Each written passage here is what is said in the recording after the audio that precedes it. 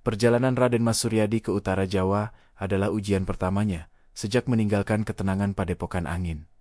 Ia kini bukan lagi buronan yang bergerak di kegelapan hutan, tetapi seorang pedagang rempah yang harus menyatu dengan keramaian jalur dagang. Topi anyaman lebar dan jubah lusuh menjadi perisai yang menyembunyikan identitas pewaris takhta dari mata-mata yang berkeliaran. Setiap langkah di jalanan pedesaan yang padat pedagang adalah permainan peran yang berbahaya. Satu kesalahan kecil bisa membongkar penyamarannya. Arjuna harus bersikap ramah, tawar-menawar harga, dan mengangguk setuju pada gosip politik yang beredar di antara para pedagang. Ia mendengar keluhan tentang meningkatnya pajak yang diberlakukan oleh adipati setempat dan pengaruh Sriwijaya Mala yang semakin merajalela.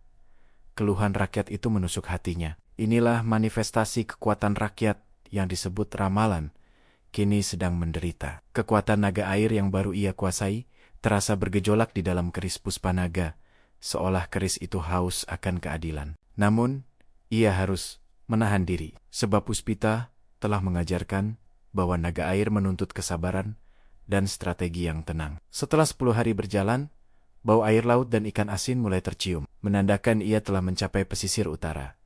Disinilah letak kota pelabuhan utama yang dikuasai Adipati Laksamana Purba, sekutu terakhir yang harus ia temui. Namun, suasana di kota itu jauh dari kesan loyalitas. Bendera-bendera dengan lambang adipati lain berkibar angkuh di atas menara pengawas. Adipati Mangkujoyo, adipati ambisius dari timur, telah memperluas pengaruhnya hingga ke jantung wilayah Laksamana Purba.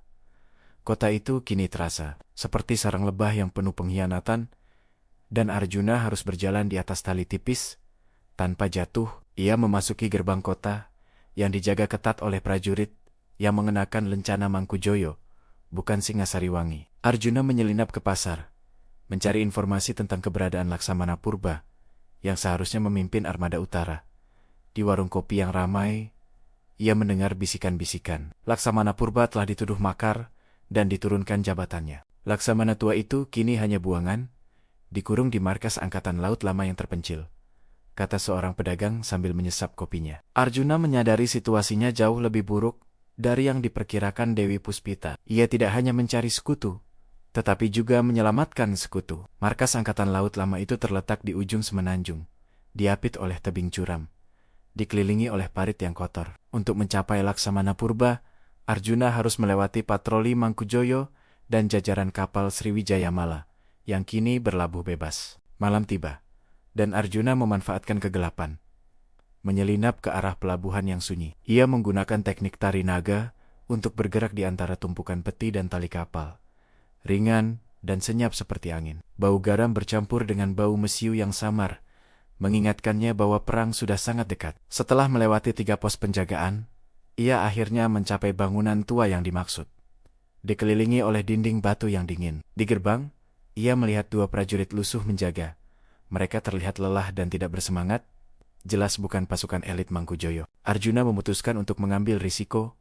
Ia melangkah maju, melepaskan penyamarannya, dan menunjukkan cincin giok elang. Cincin itu memantulkan cahaya bulan, dan prajurit yang tadinya lesu itu langsung terkejut. Mata mereka melebar karena mengenali segel rahasia tersebut. "Ini segel dari masa lalu," bisik salah satu prajurit, segera membuka gerbang tanpa bertanya banyak. Arjuna masuk ke dalam, dan di sana, di sebuah ruangan remang-remang, ia melihat Adipati Laksamana Purba. Laksamana Purba adalah pria tua yang tubuhnya kekar, rambutnya memutih, dan matanya memancarkan kesetiaan yang tak tergoyahkan. Ia duduk di meja yang dipenuhi peta usang. Wajahnya tampak lelah, tetapi ia berdiri menyambut Arjuna. "Aku sudah menunggu seseorang dengan segel ini selama bertahan-tahan," ujar Laksamana Purba. Suaranya parau, namun tegas. "Kau pasti Raden Mas Suryadi, darah terakhir singa. Ki Ageng Bayu telah memberitahuku 10 tahun lalu." Arjuna menceritakan kematian Ki Ageng Bayu dan ramalan dari Dewi Puspita, menyoroti ancaman mahkota ular laut. Laksamana Purba mendengarkan dengan serius. Tangannya mengepal saat mendengar nama Maharaja Sutan dan pusakanya. Mahkota ular laut. Pusaka itu bukan dongeng.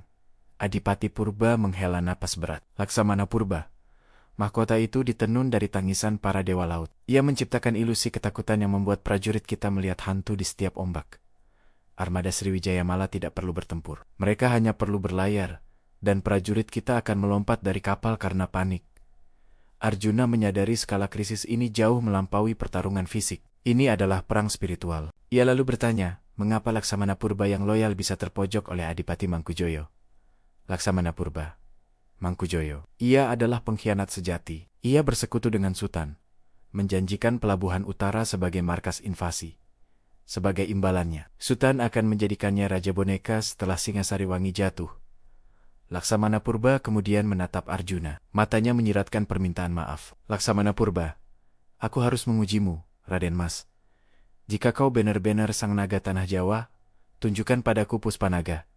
Arjuna mengangguk, mengeluarkan keris Puspanaga dari balik jubahnya. Saat keris itu terhunus, bilahnya memancarkan cahaya biru keperakan yang lembut, memenuhi ruangan batu itu. Laksamana Purba mendekat, mencoba menyentuh keris itu.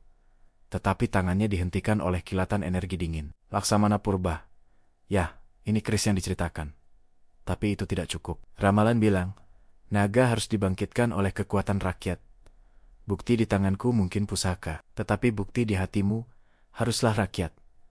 Laksamana Purba kemudian mengarahkannya ke sebuah lorong rahasia di belakang peta lama. Lorong itu ternyata menuju ke ruang bawah tanah, tempat para prajurit loyal Laksamana Purba dan keluarga mereka bersembunyi. Di sana ada puluhan wajah, mata mereka dipenuhi keputusasaan dan ketakutan akan masa depan. Laksamana Purba, mereka adalah prajurit terbaikku yang tersisa. Mereka lumpuh bukan oleh pedang Sutan, tetapi oleh ketiadaan harapan.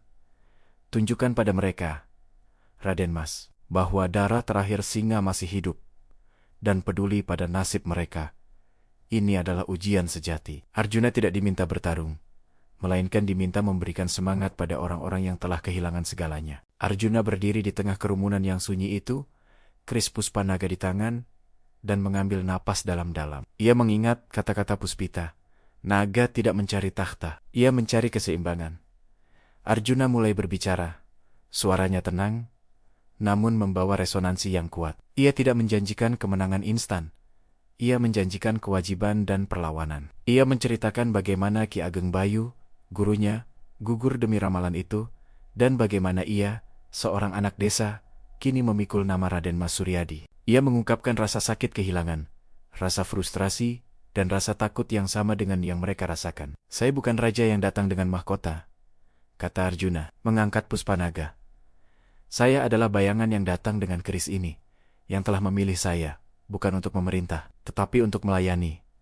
Saat Arjuna berbicara, ia menyalurkan energi naga air ke keris. Bilah keris itu mulai mengeluarkan kabut tipis. Kabut itu menyebar di ruangan, menyentuh wajah para prajurit, dan perlahan, keputusasaan di mata mereka mulai digantikan oleh cahaya tekad. Seorang prajurit tua, yang tadinya hanya tertunduk, mengangkat kepala, dan menatap Arjuna. Kami akan mengikutimu, Raden Mas, ucap prajurit itu. Suaranya sedikit bergetar, karena emosi yang tertahan. Melihat reaksi rakyat, Laksamana Purba tersenyum lebar. Ujian telah terlampaui. Kau adalah darah terakhir singa yang sejati, puji Laksamana Purba, menjabat tangan Arjuna dengan bangga. Laksamana Purba kemudian membuka peta yang lebih terperinci, menunjukkan posisi kapal-kapal Sriwijaya Mala. Kita harus menetralisir mahkota ular laut itu sebelum invasi besar tiba. Itu kuncinya, jelasnya. Menurut intelijennya, mahkota ular laut itu disimpan di atas kapal bendera Sriwijaya Mala, yang kini berlabuh terpisah di Pulau Kalung. Pulau Kalung adalah pulau karang kecil yang dianggap sakral oleh pelaut, yang kini dicemari oleh kehadiran Maharaja Sutan. Misi Arjuna kini jelas, infiltrasi ke Pulau Kalung, hancurkan mahkota ular laut, dan netralisir kapal bendera musuh. Laksamana Purba, aku akan memberikanmu kapal tercepat yang kami miliki, dan beberapa prajurit terbaik yang loyal. Tapi penyerangan harus dilakukan secara sembunyi-sembunyi. Arjuna tahu ini adalah misi bunuh diri.